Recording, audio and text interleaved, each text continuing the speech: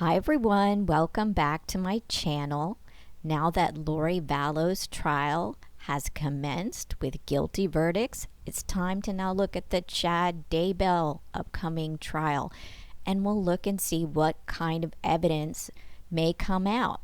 We have preliminary hearing evidence, we have document dump evidence, and we have the folks that testified at trial and the things they talked about, even if we couldn't see it. So what I'm going to do here is try to compile that here so you can see it, and we'll look and see what might be in store for Chad Daybell. Of course, Chad is innocent until proven guilty in a court of law. Let's take a look at the charges he's facing. Conspiracy to commit first-degree murder and grand theft by deception for the death of Tylee Ryan. First-degree murder for the death of Tylee Ryan. Conspiracy to commit first-degree murder and grand theft by deception for the death of J.J. Vallow. First-degree murder for the death of J.J. Vallow. Conspiracy to commit first-degree murder in the death of Tammy Daybell. First-degree murder in the death of Tammy Daybell. And 2 counts of insurance fraud. The case begins the weekend of October 26th, Friday, Saturday, Sunday in St. George, Utah. Chad Guy Daybell, husband of Tammy Daybell, father of 5, was a guest speaker at a Preparing a People event talking on end times. It's at this event that Lori Vallow, wife of Charles Vallow, mother of JJ, Tylee, Colby, meets Chad Daybell. Lori has another prepper friend named Melanie Gibb, and they'd all traveled in a pack with 3 of Melanie's friends up to the conference. Melanie Gibb testified both at Chad Daybell's preliminary hearing and also at Lori Vallow's murder trial. She'll likely again testify about the meeting between Lori and Chad, and she said there was definitely an attraction between them. And Melanie said that Lori had previously read a few of Chad Daybell's books before she met him. And right after meeting Chad, Lori told Melanie that Chad told her they'd been married in a previous probation, a previous life. So in other words, that was his pickup line for Lori. And who's to say if they'll find any other folks that'll testify that he also used that pickup line on them as well. Now, normally in a murder trial, we wouldn't be talking about someone's religious beliefs. However, in this trial, Chad is being charged with espousing religious beliefs for the purpose of encouraging or justifying homicide. So, not saying that he even necessarily believed it, he's espousing it and endorsing it for the purpose of homicide. So using religion to endorse something, to espouse it, to justify it even to yourself, what you're going to do. And one thing I'm not going to do in this video is talk deeply about the legal definitions of conspiracy or the legal definitions of overt acts and all those things. But I will just hit the high points.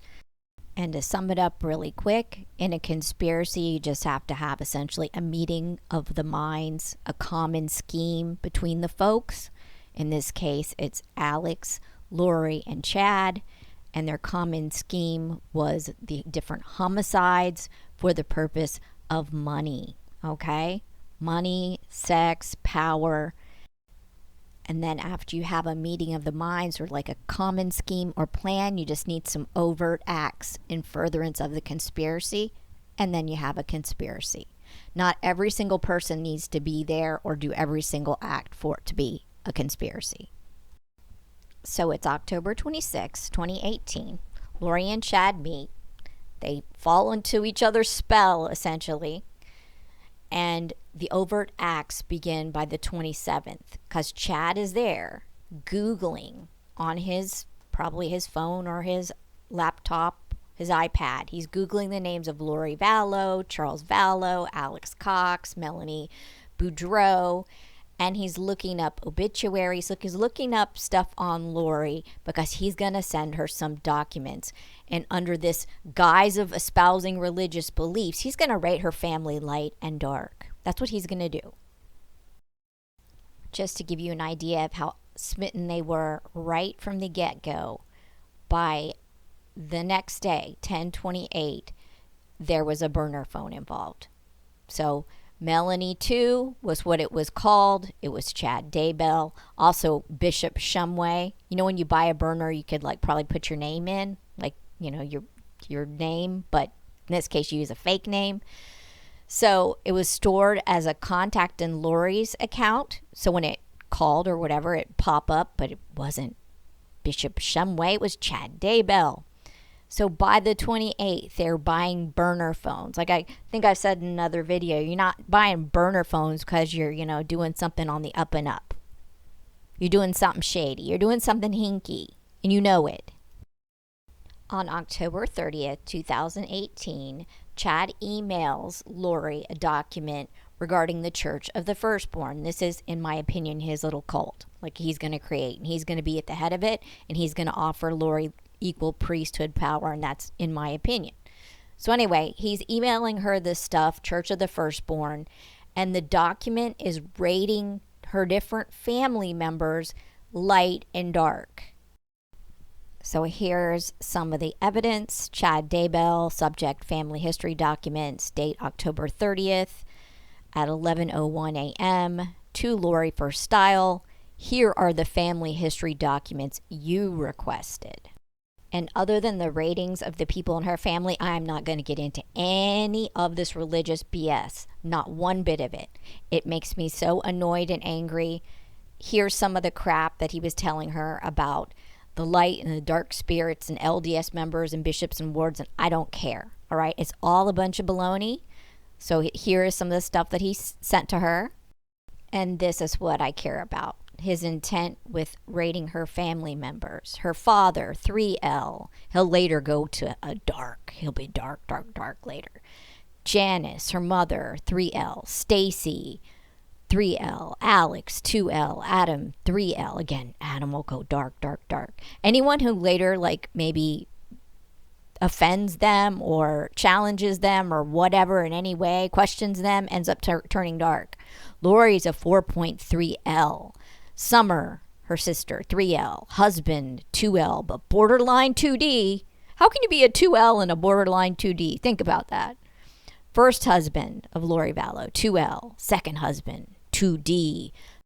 Son, Colby Ryan, 3L. Kelsey Ryan, his wife, 3D. See, Lori didn't like Kelsey, so he's going to go ahead and rate her 3D. Third husband, Joseph Ryan, 4.3D, is now sealed away because at this point Joseph was deceased. Daughter Tylee Ryan, 4.1D. There was another Preparing a People conference in Mesa, Arizona on November 16th to 17th, 2018. It's believed that both Chad and Lori also attended this event. And later, when computers were seized, the first indication of Chad Daybell on one of the computers was an audio file dated from this event. So the person who reviewed the documents in this computer said, "It's apparent to me that Chad Daybell claimed he was a visionary and discovered this ability after a near-death experience when he jumped off a 60-foot cliff, and he claimed his spirit separated from his body and that he had contacts with family members in heaven, and he indicated that's what he led him to be an author. And he sold the books as fiction, but they really weren't fiction. And after Lori and Chad met, they claimed to be married in a previous life, and they were meant to be together again. This kind of stuff was all found on the computer. There were countless messages regarding spiritual experiences and Lori and Chad's ability to communicate with beings on the other side of the veil while in the temple. Through review of the text messages, investigators learned that Lori, Chad, and many other followers believed in light and dark spirits. These spirits were given a numerical score, and the dark spirits that were taking over a person's body were referred to by other names, not their given Christian name. It seemed as if Melanie Pulowski, Alex Cox, and Melanie Gibb would often reach out to Lori asking her to get rid of dark spirits or inquire as to if someone was possessed by such a spirit. So that's how we're getting this religious tone to this. Keep in mind, if they thought somebody was dark and just prayed like to God to make them better, like in a healing way, we wouldn't be having this conversation. There's nothing wrong with thinking bad thoughts or thinking illogically. It's what you do, the act of homicide is what is the problem here, not the praying. Melanie Gibb had a bird's eye view of this relationship, and she testified at Lori's trial that both Lori and Chad were in an intimate relationship while they were both married to other people. And she testified that Lori and Chad would meet at hotels in order to hide their affair, and they justified the relationship because they had been, quote, married in a previous probation, end quote, and it was their mission.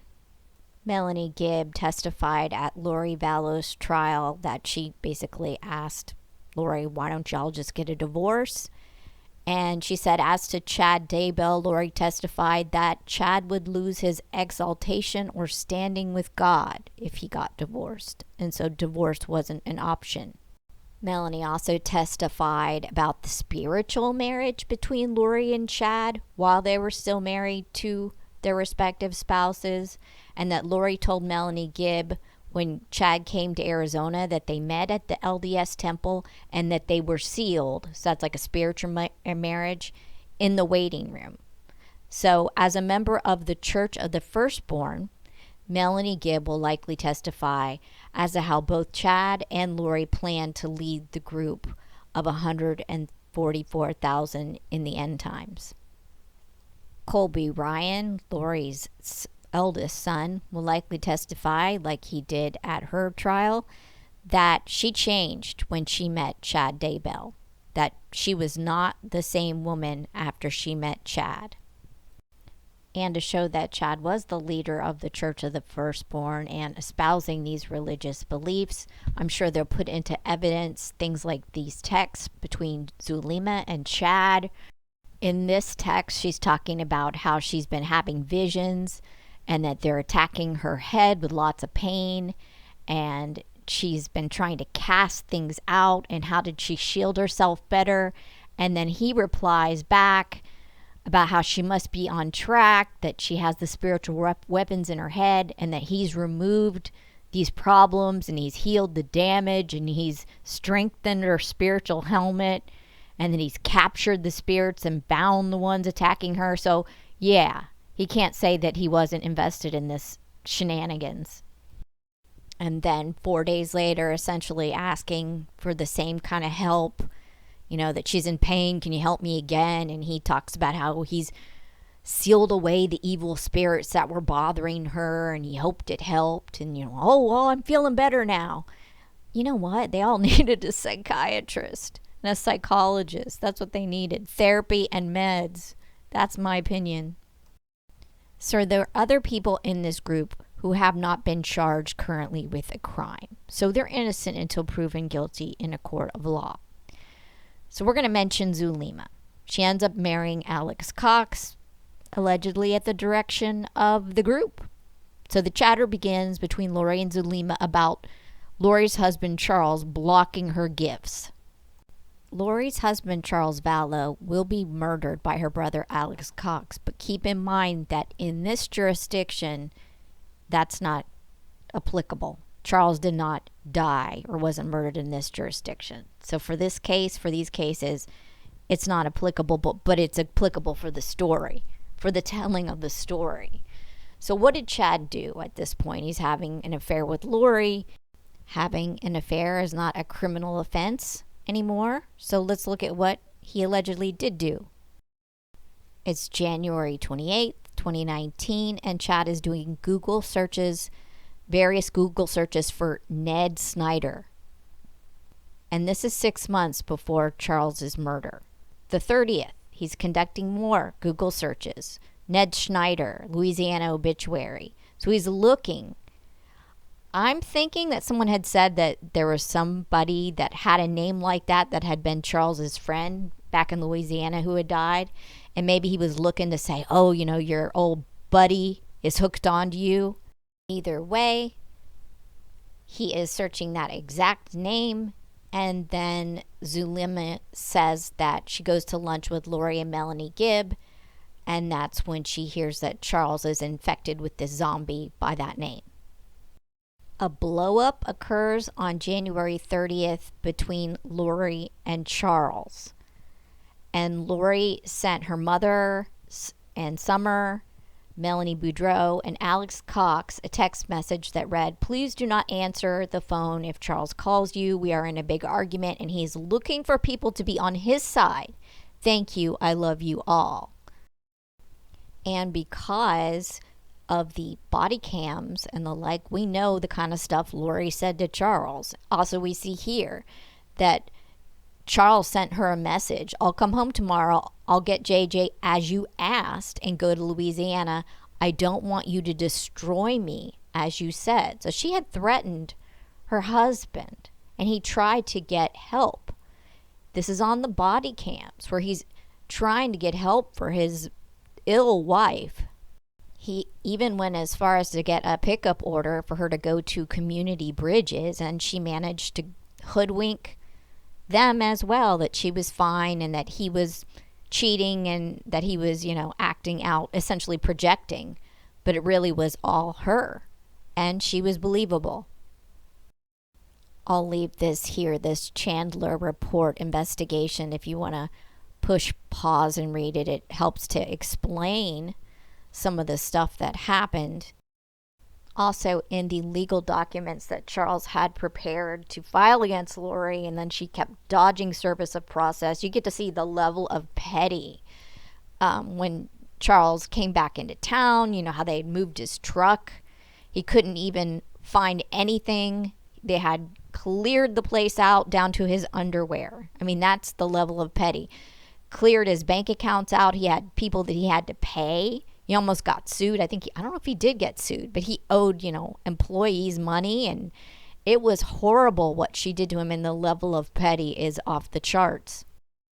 And to also show how she did not care about JJ, she took JJ's iPad, JJ's clothes, JJ's service dog's collar, his medication. He had autism, he had special needs and ADHD.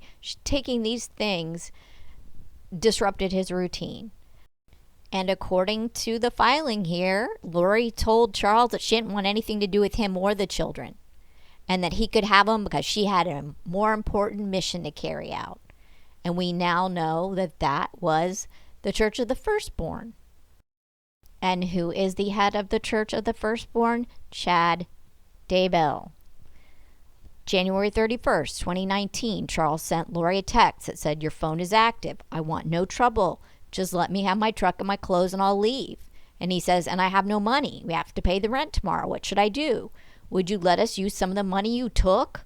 Otherwise, I'll have to call Peter and tell him we'll be late." I mean, then he got her goat, though. He says, "Don't go to work today." Work was her doing temple crap. "Your recommend has been suspended." So that really got her, that he was trying to mess with her temple recommend. February 1st, Lori sends Charles a text. "The truck is at the back of the parking lot of the Hyatt Place Hotel at Santan. Your clothes are in boxes at the house in the closet by the garage." Note, that was behind this massive prepper food storage stuff. She hid his stuff. "Please drop off my driver's license with Ange when you pick up JJ today. Then I'll be able to pay the rent." So she wanted the rent. So Charles responded, "Half the money today or no house. Sorry, it's just wrong what you did. I'll pick up JJ, but nothing else changes till we get square. I will pay all the bills going forward plus whatever spending money you need. If you want a divorce, let me know. I don't have an attorney, but we could do most of it ourselves." So he's willing to give her a divorce. That's not a problem with him. I mean, he's like getting to that point with her. But, how's that going to benefit her? Think about it. He's worth more dead if he's got her as the beneficiary on the life insurance, right? And on February 4th, 2019, Charles files the order of protection in Superior Court, citing the threats made to him by Lori and her extreme religious beliefs. And by this time, February 6th, Lori's texting Zulema, another member of the Church of the Firstborn, telling her that Charles was blocking her gifts. So from this point forward, there's specific conversation to cause harm to Charles, who's been referred to as a dark spirit. Meanwhile, Chad Daybell is writing the foreword to Melanie Gibbs' book entitled Feel the Fire. And Preparing a People will note that Chad Daybell's last speaking engagement through them was in February of 2019 in Boise, Idaho. The evidence shows they were using these speaking engagements as subterfuge for their affair and getaways away from their respective spouses. Both Lori and Chad created fake emails in order to communicate with each other, in order to fool their spouses, especially Tammy. Lori had the LoriForStyle at iCloud.com and LollyTimeForever@gmail.com. Lori also created KKWalker75 at yahoo.com, and you can see here where she's pretending to be someone asking Chad to come and visit. See, like, my reason for contacting you is that we have a stake youth conference planned for all day on Saturday the 27th, yada, yada, yada. I'm sorry if it's so late. If possible, please let me know as early as possible in the morning so we can include you in the announcements. So, yeah, there you go. So he could then go and show Tammy, oh, yeah, look, see, I have another speaking engagement. I need to leave. Sorry, it's last minute. And Chad replies back here, hello, Karen. Yes, I'll be able to come. So let the wards know. I can talk to you later about arranging the flight. Chad Daybell obviously made this trip to Texas, as there was a follow-up email on April 30th thanking him for coming to Texas to speak. And then in between, they're sending each other emails about the songs that they're into. Just Can't Get Enough, Let's Make Love, and I Dreamed a Dream.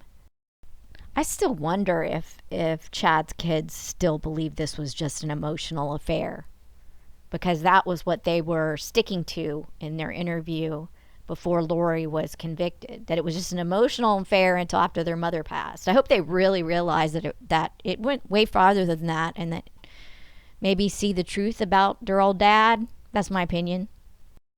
By May of 2019, conveniently, Zulema is predicting that someone in Lori's family's gonna die. November 3rd, 2018, Zulema tells Lori she was told by God that she was the one to protect Lori. And by January of the next year, she was telling Lori she had a vision that she create storms and fire and she would have the eye of the Lord. And then that's when Lori was talking about Charles blocking her gifts. May 3rd, 2019, Zulema texts Chad Daybell saying she heard a voice saying that someone in Lori's family is going to die. May 29th, 2019, Zulema texts Lori, quote, I will go in spirit when the bomb goes off, and I'll be there to see JJ's spirit go to the presence of the Lord. Then I and the angels will protect the bodies and not allow for them to be possessed by evil. 5/29/2019. I encapsulated them with invisible hidden capsules that will close and capture them as soon as the bomb goes off and they leave the body. I also created a safe path guarded by warrior angels for Jonas to come and bind them and take them away as soon as they exit the body. I have a good feeling of this. I saw myself protecting the bodies. 5/29/2019, 10:32. Lori to Zulema, perfect. I found out there are 4. One is a level 4 entity. His name is Iplos. The H is silent. The other 3 are level 3s. Let's do this. Lori to Zulema, I would love it, but I'm out of town. I'm not going to the conference, but thought it was important to my friendship with Melanie to go to Utah with her. I'm hoping to have a reason soon to have to go back to Texas. Working on that now. I'm told he can't stay in there more than 5 days, so it has been 2. I'm told our time bomb is in effect, and it's only a matter of time and circumstance. May 31st to June 1st, Preparing a People had a conference in Sandy, Utah, and Chad was supposed to speak at the event, but there was some kind of a family emergency, And so David Warwick, who would later marry Melanie Gibb, and Sean Little Bear filled in for him. It's believed that Chad was in Utah and met up with Lori, and that they just didn't go to the conference. Zulema Pastenes testified at Lori's trial about being a member of the Church of the Firstborn that was led by Chad Daybell and Lori Vallow. And she spoke about performing these, what they called castings. I think of them more like exorcisms for quote unquote zombies and evil spirits. And Zulema said in order to determine if the casting worked, they would always get confirmation from Chad Daybell. It's not known who came up with the demon that entered Charles first, the Ned Schneider, then the Hiplos and the Garrett and all that, but Chad does perform searches for Hiplos. And again, it truly doesn't matter in a conspiracy who was the one that came up with an idea first. It doesn't matter if Chad came up with it first or Flory came up with it first. All it takes is a meeting of the minds, a common scheme or plan, which they all seem to be on board with completely. So July 1st, 2019, Chad Daybell allegedly obtains a burner phone under a fictitious name. Lori tags it as Bubby, and he being Chad, uses the phone to later call the Valley of the Sun for Charles Vallow. We haven't gotten to that yet. We don't know if he activated it on that day or if he had purchased it before, but he uses the fictitious name of Boyd Dial, who reportedly resided in Mesa, Arizona, but it was linked back to Chad Daybell's iCloud account. The same number was added to the Lollytime account as a contact on July 2nd, and it was frequently called. So, honestly, these folks are just not smart criminals. They're not smooth criminals at all. And we also see now an unredacted text exchange between Zulema and Lori to the level of the, I guess you call it like a spiritual warfare they were conducting. I believe this was on Charles. Lori's blinding him with light, and they're talking about how awesome it is, and did he leave yet? And then, no, I'm chasing him, and I'm chasing, and they talk about how they're amazing and all this crap. I mean, it's just crazy. But then, on the 3rd, they didn't get rid of him, so prayed over it and surrendered, flying home today to a literal demon. In other words, she ends up going right back and seeing the literal demon being Charles. But you know what? When it tells there, where you look at this, where she says literal demon, so it really wasn't a demon. It wasn't, because the literal one is the one she came home to. Think about that. She always trips up. It's all a pretense for what they really wanted. But Lori flies back home from her dalliance with her lover and finds that her, quote, literal demon husband is still fine as of this morning. And then she goes on to say, we give the timing to the Lord, but we don't need to relent. This is war. And on the 21st of that month, she goes doing a web search on Social Security disability to try to determine her benefits, a free benefits evaluation, to try to see, how much money she would get if something was to happen. On June 22nd, Alex Cox enters the conversation regarding Hiplos, Charles Vallow. So he was in on it. There's a common scheme and plan. They're all talking about Hiplos. And he texts Zulema, and he's like, hey, Zulema, it's Alex. I mean, it's right there. I mean, like I said, these people are not smooth criminals and all with their burner phones. And Zulema, at one point, I don't know if she's getting cold feet or what. I don't know. But she says, do you think there's a way to change Hiplos to the light? Well, what do you think? Because then 2 days later, on June 29th, things go crazy because Charles finds the fictitious letter that Lori sent, that KK Walker one. She used that account to write a letter as if it was from Charles, asking Chad to come and help him with a book.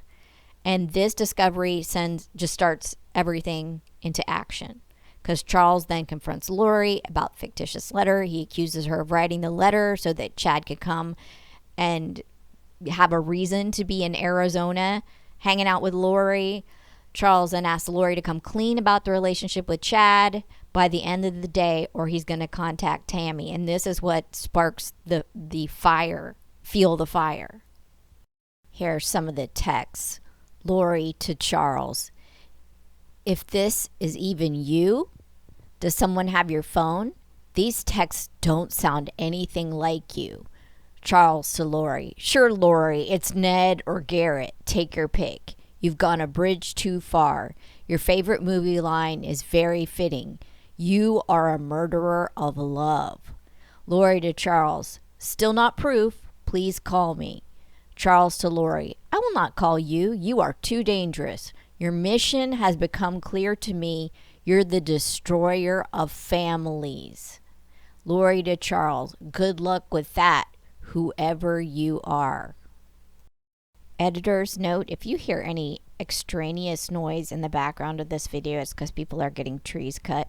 And I'm tired of waiting for them to stop. I've been waiting all morning, and they're not stopping, so I'm going to plow through. On June 29th, Charles sends Adam Cox, that's Lori's other brother, a text, an email, explaining what he found. Adam, open this letter and see what she did. I'm not sure of the relationship with her and Chad Daybell, but they're up to something. She created an email alias for me, as I've never set this one up.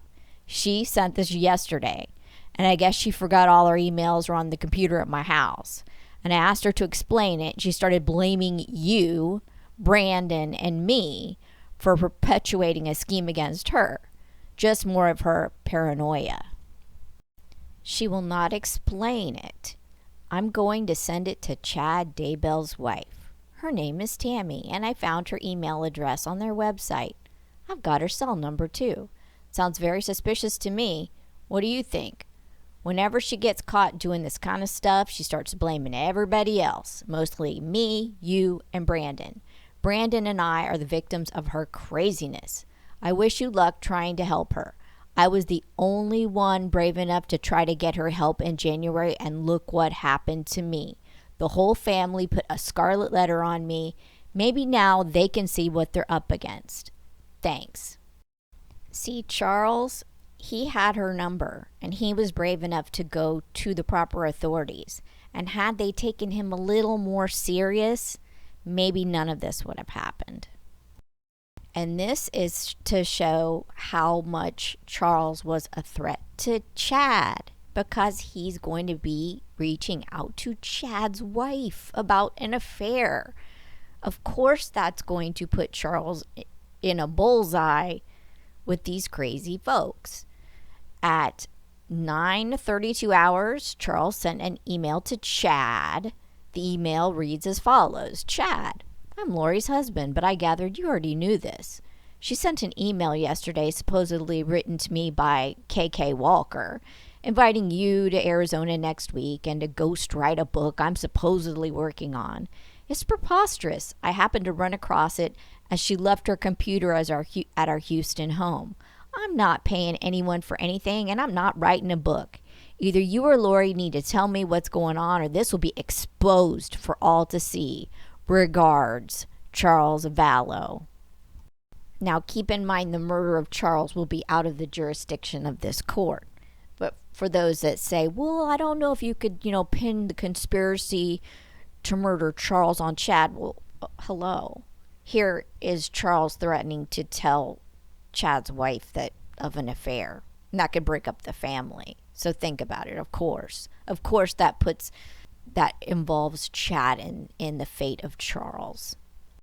And then at 9:36, he adds, and does your wife know you have several of Lori's dance videos? Explain how that is in any way appropriate.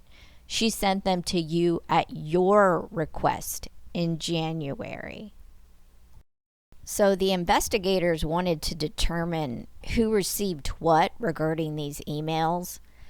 And on July 29th, they contacted the Sugar Salem School District to see whether or not Tammy's emails existed, to see if she received the email.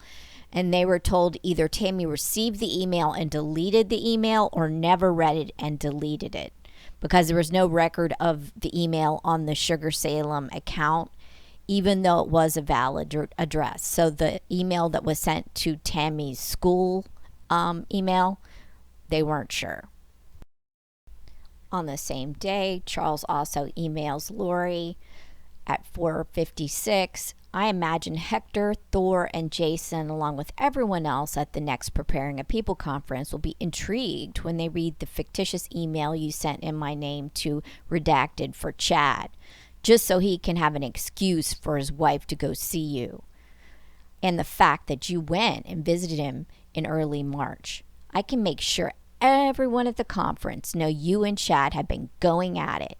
I have the emails of your dance videos and your songs you sent to him as well. It's going to be so much fun. Your game is up. You've lied one too many times. You've destroyed enough lives. The whole world will know about you and Chad. I'll even send all the emails from January. I'll also include his bishop and his stake president. You've gone too far. Now you pay the price for all your lies. See you next week, babe. Have a great weekend. Now do you see kind of how there could be a conspiracy to get Charles knocked off? Honestly, there's nothing really new here, though, because I believe that Lori was already planning to marry Chad, because back in May, she was already looking for wedding rings, and she was already married. So here are some texts between Adam Cox and Charles. Oh my God, we need a private investigator to take pictures of him and her together. That's Adam Cox to Charles. And Charles said, not necessary. It's too obvious. I've got her cornered. She knows, I know. I'm talking to Chad's wife on Monday. That should do it. This should be the big news on our community. He plays so righteous, and here he is having an affair. She has to be stopped. This will be her third family to destroy. It's up to you, Adam. I'm leaving it to you. I don't know what else to do. And do you remember her demeanor later seen on the body cam videos after Charles is murdered? And she just seems indifferent. Well, these are Charles's texts to Adam Cox. Let her deny it. I'm going to the next event and putting it all on a flash drive and handing it out to the 2,000 attendees. Let them make up their own minds and see who's preaching to them about our church and how beautiful families are while having an affair. It'll be so much fun. He'll probably sell more books, but not for the reasons he likes. I've already contacted his wife. It should be real interesting when I speak with her on Monday. And this is July 1st between Lori and Charles. Charles to Lori. No, is he on the lease? I'll have the police there if he tries. It's my house. Charles to Lori. And you go stay with your boyfriend at his hotel since he's making so much money writing a book for me. And then Lori calls him Joe Ryan. She's like, okay, Joe Ryan, he is the police. And Charles to Lori says, he's retired, he's not on the lease. Even he can't do anything. And he says, you leave when I get there and no issues. And in my opinion, there's more premeditation because on July 1st, Lori Vallow began using this Lolly Time account in a further attempt to hide her communications from Charles and to also disguise the communications she's going to make with Chad from, say, Tammy. Investigators looked at the account and the data indicated that the iCloud account that was then entitled Lolly Time at iCloud.com was created on July 1st, 2019. So that would have been after Charles discovered the relationship between Lori and Chad. And in looking at the account, they said it was obvious that Lori remained cautious about what she said, and most communication appeared to be in person or over the telephone. However, they did get many text messages that were recovered that were of evidentiary value. Meanwhile, Adam Cox and Charles are still in communication. On July 2nd, Adam asks, what did Chad Daybell's wife say? And Charles said, nothing. Probably because she never saw it, in my opinion. Lori says she's her friend. Lori says, I'm crazy. She says, I wrote the email. Go figure. She has no limits to what she will say to accomplish her mission, whatever the hell that is. There are a number of things I have her dead to rights on lying about. I've given up. There's nothing I can do. As Summer, your mom and dad won't even acknowledge me. Adam, I'm the only one who loves her enough to try to do something. Look what happened to me. I'm an outcast and I've done nothing wrong. Lori says Tammy Daybell is her friend. I think Tammy and her husband are some of the ringleaders. Just look at the emails he writes. They're all a bunch of crazies and have made a mockery of our gospel. And so Chad's using burner phones in order to communicate with Lori Vallow. And note that the police found as many as 60 untraceable phones and as many as 30 email addresses that the group used to communicate with each other. So we talked about how on July 1st, 2019, Lori had created the Lollytime account in order to do more evasive maneuvers to not be discovered. Chad allegedly purchased a burner phone, and this was entitled Bubby in Lori's phone.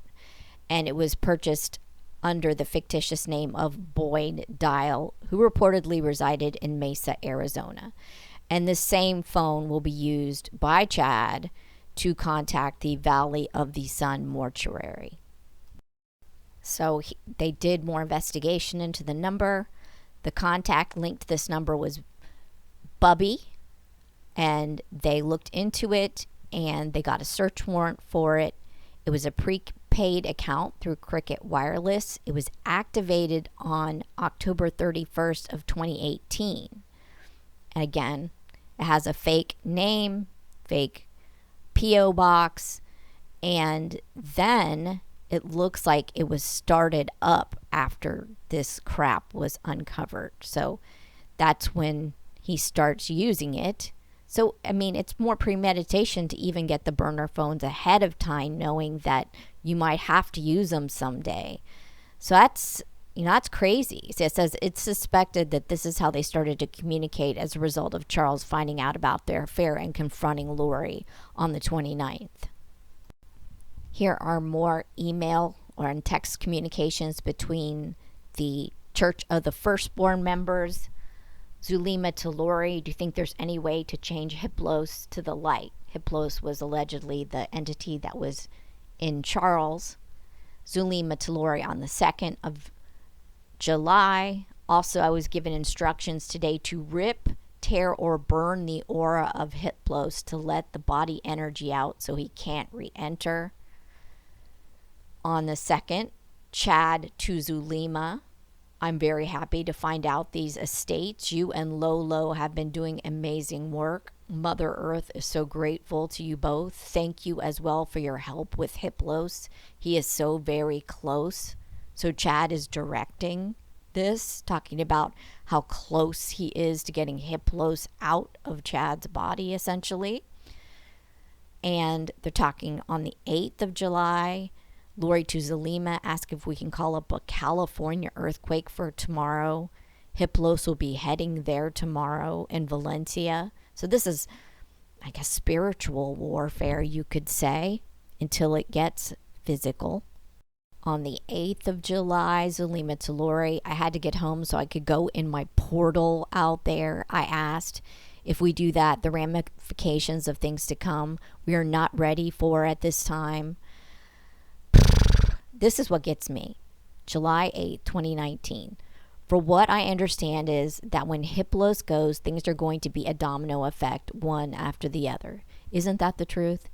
Isn't that the truth? After Charles went, it was one after the other.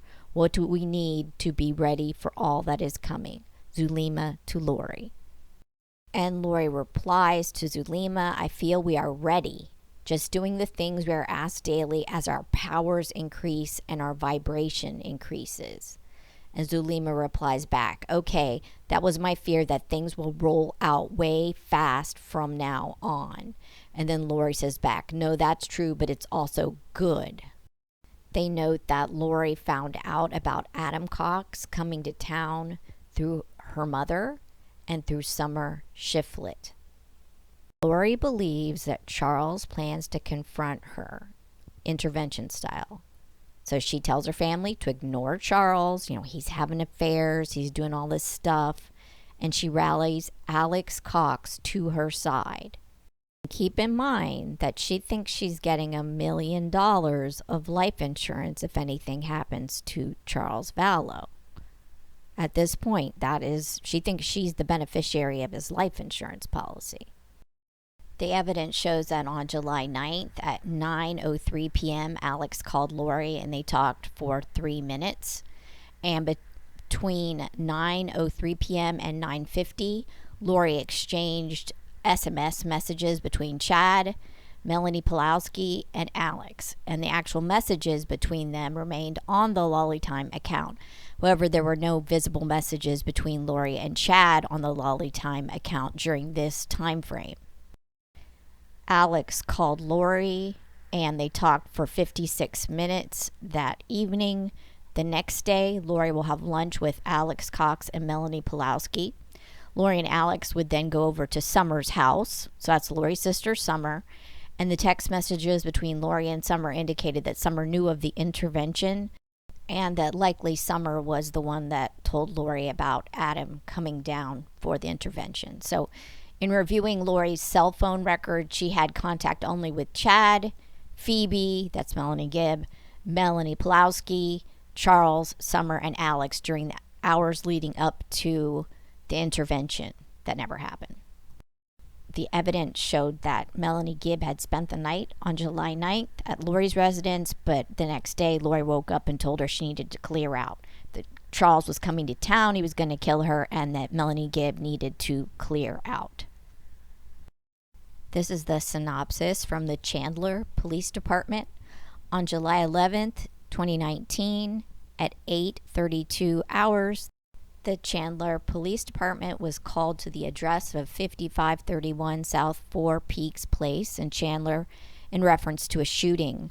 The caller, who identified himself as Alex Cox, indicated he had shot his brother-in-law, Charles Vallow, in self-defense. As a result, a homicide investigation took place and all pertinent parties to the incident were interviewed. The scene was also processed and analyzed based on these interviews. At the conclusion of the investigation on July 11th, 2019, there was concern about a potential bullet strike on the ground near Charles Vallow's body.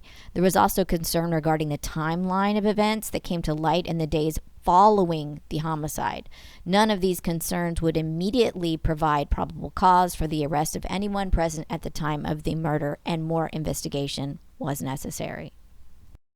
So, for the purpose of conspiracy involving Chad in the conspiracy to murder and the murder of JJ, Tammy, and Tylee, Charles would not factor in because it's out of the jurisdiction. Charles was murdered in a different state. So, we can still talk about it in this video. We're going to talk about the discussion surrounding Charles's murder. Because, in my opinion, this is really what kicked it off. And had Lori gotten the $1 million life insurance she thought she was going to get, we don't even know how far it would have gone with the kids.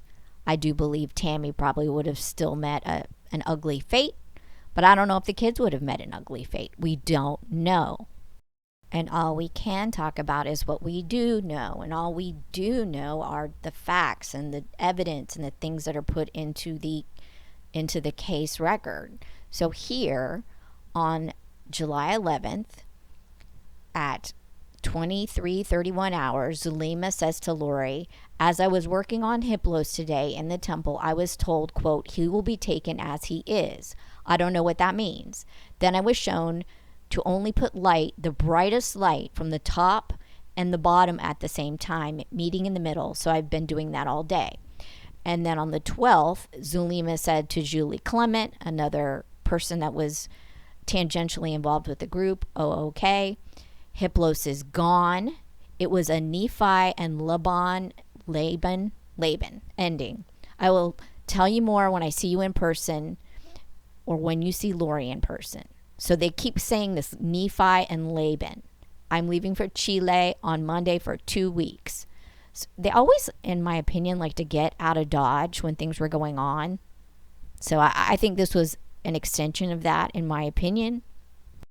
Here's more between Chad and Zulema. Again, this is after Charles has been murdered. 7/13/2019, 9:57 a.m. Chad to Zulema. Hi, Zulema. Yes, I would be happy to give you a blessing, possibly this evening or tomorrow. It's crazy about Charles, but such a relief. And then on 7/13/2019, Zulema responds back to Chad, and at the end she says, yes, the Charles thing feels surreal. Still processing that. Big relief he's gone. Oy. So I just want to say regarding this, and it's very clear, in my opinion, that they were all doing spiritual attacks on people that they considered dark or that crossed them or they had beef with or whatever the story was. They would do these spiritual attacks. And is it illegal to do a spiritual attack on someone? No, it's not. But when that spiritual attack goes into an overt act that goes into a real attack, then you're culpable. And, you know, just because Lori's on the side, Lori and Chad, in my opinion, are on the side getting Alex to do the actual dirty work and then going, oh, you know, our stuff came to fruition. All our spiritual attacks came to fruition. You know, it was Satan that did it and God freed us. I mean, it doesn't matter. You use spiritual beliefs to further your criminality. It's wrong. And anyone who was a part of that and had a finger in that and knew what was going on, they're culpable, in my opinion. And to further show Chad's involvement in Charles's fate, so to speak, Chad pretended to be related to him in order to price hunt for Charles's final arrangements. Now, mind you, Lori has a huge family that could have helped her with this. A huge family. She had tons of friends that could have helped her with this. Chad was married. Here he is doing this stuff. I'm not going to include the audio file, but it will be played for the jury, no doubt. And to me, the lying that he does in this call is indicative of consciousness of guilt. That's my opinion. You know, Chad calls the mortuary. He tells the operator that his uncle has passed away in Chandler, Arizona, and he's trying to help his family with the services. And he says his uncle is John Myron Daybell. And then he states his uncle died in a hospital in Arizona and was potentially taken to the medical examiner's office. And the thing is, he didn't even stop and think, okay, they're going to ask you questions in order to give you a price, right? They're going to ask you questions, dummy. I mean, you're just not that. He's not a smooth criminal. So during the call, the operator asks Chad for his cell phone number, and he gives him a 515 number. And he stated he didn't even know his own phone number. It's crazy. So when he finally gets connected to the Valley of the Sun representative, he again tells the story about the uncle passing away in Chandler and how he's looking for an estimate for cremation and the shipment of the cremains to New Orleans. And he states that he was living in Iowa and he was only helping his family out with the uncle's services. And it's just crazy. And it sounded like he even giggled afterwards in one of the statements. And whenever the representative expresses condolences to Chad, as they do, he takes a big deep breath as if he's sad and stated emotionally, yeah, it's sad to see him go. You know, he's just not a very good actor. And of course, they end up using the Valley of the Sun for Charles Vallow's services. So even though Chad didn't give the actual name, it was pretty obvious when the time came that that was the person that he was referring to. And even though he lied about the spelling of his last name, where he lived, and the deceased person, the phone number was the same. So the investigators were able to get the phone calls and place them into evidence. Meanwhile, as if there weren't enough things going on in these folks' lives, continuing to read through the messages between Chad and Lori, she asked him to clear Melanie Pulowski's, actually Melanie Boudreau at that time, new house of any bad spirits. So Chad stated he was working on the house, but he was having to break down bad spirits that Brandon Boudreau created. So think. Brandon Boudreaux created. This is Chad saying it. He also stated that he was able to detect 3 listening devices in her new house, and he directed Lori to where they were. So this is Chad instructing Lori in what to do, in my opinion, and involving Brandon Boudreaux. And to give you an idea of what I consider to be the malice that Chad had against Brandon and Melanie's children, shortly after Charles's death, Lori and JJ took a trip with Melanie and her 2 of her kids. And in the text that you'll see later, Chad refers to them as 3s, dark 3s, and asks if she wants him to cause pain to them. And it is really quite unnerving. You know, if they're going to act up, we'll at least give them a reason to scream. So it's July 13th, 2019. Charles is deceased. Chad is texting Lori, I feel she, Tammy, will be gone by then. I believe that's why the Lord hinted I might not get to be with you until that is over. So 1 down, Charles is down, Tammy's still in the way, and Chad's going to proceed to massively love bomb Lori. July 14th, Chad to Lori, I love you so immensely that the whole universe knows it, and very soon the people on this little blue globe will know it. And that's because his loins were on fire, and that's where we get loin fire. On July 14th, 2019, Chad began to write Lori a story that was sent in many text messages throughout the day, and the story seemed to be a romance novel of sorts about them, but the names were just changed to James and Elena. In future text messages, Chad and Lori will refer to themselves as James and Elena, or Raphael and Lily, and the story that was found in these email and text messages just seems to be basically their story, how they met, their sexual encounters, where they met up at different places, you know, about the books and their romantic adventures, and he refers to his genitalia as the storm. In closing arguments for Lori, her own attorney says she thinks Chad is following Jesus, but he's not. He's unfortunately being led by the storm. Not the first guy to be led by the storm. So in my opinion, Chad is keeping Lori, who's now unencumbered, occupied with these badly written Harlequin romance novels, and by portals, and by trying to get things out of dogs like bad spirits and things. So on July 16th, Lori sends Chad a message, got Bailey, he seems good, please clear him. So they were clearing the dog for evil spirits. I mean, Lori indicated that, and then Chad said, absolutely, but first I had to capture and seal away 500 level 2s that were in Bailey, waiting to attack you when you fell asleep. They're gone now? Thank God they got rid of that poor dog. Can you imagine what they would have done to it? And then, in my opinion, everybody's fate was sealed on July 18th because Lori finds out for sure she's not the beneficiary of Charles's $1 million life insurance policy. And this sets more of a domino effect where something that might have been just like fantasy and stuff, it becomes real. Because in my opinion, it is about the power and the money. And she wasn't going to get $1 million. So you see that here. I just got the letter from the insurance company saying that I'm not the beneficiary. It's a spirit through my heart. Who do you think he changed it to? Brandon or possibly Kay? He left nothing for JJ. And Chad said, wow, that's terrible. There's no way to find out? And Lori says, I might be able to see when I get his computer on Sunday. I could check the emails sent to the insurance company. It will show change of beneficiary. He must have done it recently. And Chad replies, it seems you would have had to agree to the change. Maybe your name was forged. You should have a good paper trail to prove it. Chad said, I love you. This is terrible, but it's probably another step in bringing down the Gandiantons, especially Brandon. Again, he's targeting Brandon. This is not going to go good for Chad at trial.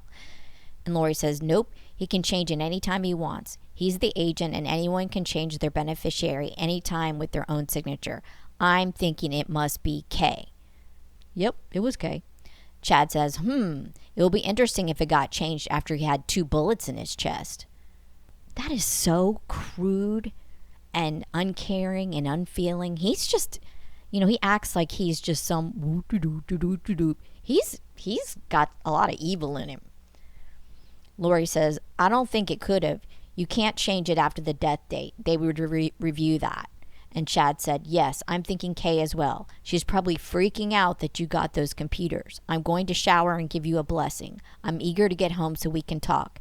It really will be okay, my love. You are wonderful. And then the shift. July 18th started with a message from Chad to Lori where he says he's, quote, been instructed to focus my efforts on Hillary, so I will. Hillary was Tylee. She is at a 0.13. I turned up the pain to 10 and placed a spiritual virus in her.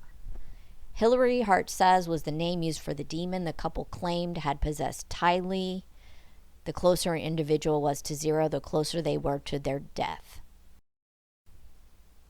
On July 19th, the next day, Chad sends Lori a similar message, providing the trust levels of those she needed to be aware of. And if you look at those that are, getting a little bit on the sketchy side, look at Adams at 0. He's practically dead. Barry, her own dad's at 8. Someone named Janie's at 15. Summers, she's halfway there. She could go either way. Jason, Mao, 31. April, Raymond, 7. Because she didn't take Lori up on her offer to join the group. So Christina, 8. Serena, 18. And then you can see the people with high percentages are the people that are at this time seemingly all in. And note that Lori is the one paying for the affair with Chad Daybell, because the same card that was used to pay for the Valley of the Sun mortuary pays for Chad to fly from Provo, Utah to Arizona for $259.50. So she's funding this affair through all this shenanigans and with her own money, or Charles's card sometimes, but in this case now her money. And in my opinion, the only thing that's keeping Lori busy while Chad goes back to Tammy, when his regular life, is the castings and the ratings and trying to clear people of evil spirits for the end times. This is from the case file. I observed numerous text messages between Lori and Chad in which they were fighting off evil spirits that were attaching themselves to others. Chad would often score people for Lori and talk about their propensity for being influenced by intruders. The following is a sample of this rationale as observed on 7/22/2019 and 7/23/2019. Chad writes, there are only 272 threes left, and none of them have occupied a body before. They are down to their last reserves. I'm glad I caught Elroy. I felt he was aiming to hide out and then get into JJ. Lori said, good morning. Missing you. Didn't sleep much. Need you to check JJ. Weird stuff happened in the middle of the night. It's like they distracted us with Blake. Lori just dropped off JJ, cleared the school, and placed him in a shield of protection. And then on the 30th note, okay, so there's a little crossover between this and the next slide, but on the July 30th, Chad sent Lori a message. Tammy's at a 3, JJ's at a 2. Both are being heavily shielded to stop intruders. So he's saying they're near death. This one from July 23rd broke my heart. Lori to Chad, when you get home, check Tylee. She's being super sweet and helpful, and she cleaned her room. She got switched. Totally not her. And then Lori said, see if she got switched. And then Chad said, yes, she was switched. Please let me know when you can talk and I will explain it. July 23rd, 2019. See, Chad is not saying, no, Lori, your kids are fine, everything's fine. He's affirming her worst thoughts. On July 26th, Chad writes to Lori, "Tonight I figured out who I feel like. I'm a grown-up version of Harry Potter who has to live with the Dudleys in his little space under the stairs. Every few weeks I get to escape and have amazing adventures with my goddess lover. But then I have to return to my place under the stairs, feeling trapped. But I sense permanent freedom is coming." I feel that this is a good stopping point for part 1 and the possible evidence that will be put forth in Chad Daybell's upcoming trial. Please do the YouTube-y things. If you like this video, please hit the like button. Subscribe to be notified of when I upload part 2. And without further ado, have an excellent day.